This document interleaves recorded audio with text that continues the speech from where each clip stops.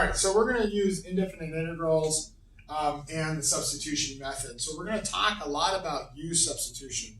So we're kind of doing the chain rule in reverse. So if I have the integral of quantity x cubed plus x to the 5th power, and I have 3x squared plus 1 dx. So I'm taking the antiderivative of this. What I want to look at is essentially what I'm looking at is I have this f of g of x times g prime of x, e of x. And so we're kind of looking at the biggest outside piece. So here I have this 5th power. So that's my kind of outside piece. So the inside part of that I'm going to set equal to u. So u is equal to x cubed plus x. So that's my inside piece. I'm now going to take the derivative of that. So du equals 3x squared plus 1 dx. Okay? And so now I see that I have x cubed plus 1. It's right there. 3x squared plus 1 is right here, and dx is right here. So now I have all the parts. So I'm going to substitute in u and du to all these pieces.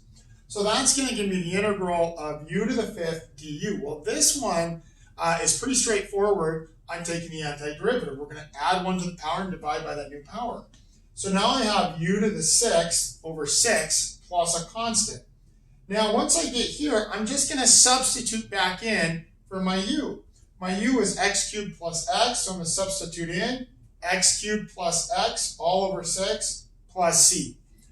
Depending on how your program wants you to write it, it might be x cubed over 6 plus x over 6 plus a constant. Doesn't really matter. Okay? So let's look at a couple more.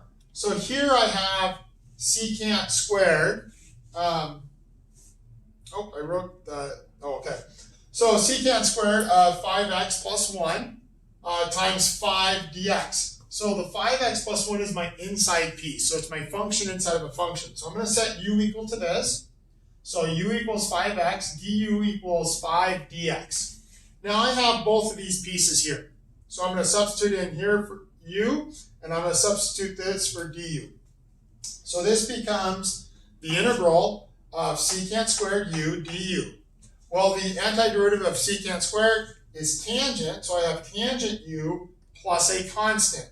I'm going to substitute back in what u is. So tangent is going to be tangent of 5x plus 1 plus c is my final antiderivative of this.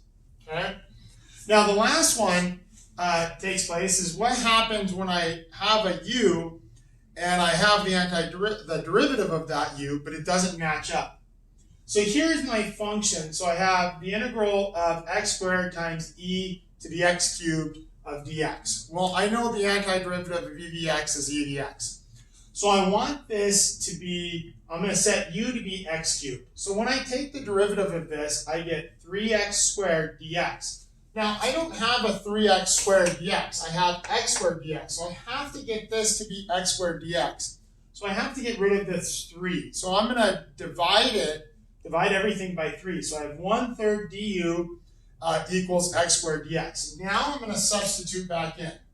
So I'm going to have the integral of e to the u 1/3 du. Now, I wouldn't necessarily write the 1/3 in here. I'm going to write that 1/3 out front. E to the u du. And now I can actually take my antiderivative. So this becomes 1/3 e to the u plus a constant. And I'm going to substitute back in what u is, which is x cubed. So I have 1/3 e to the x cubed plus c. So that's using u substitution.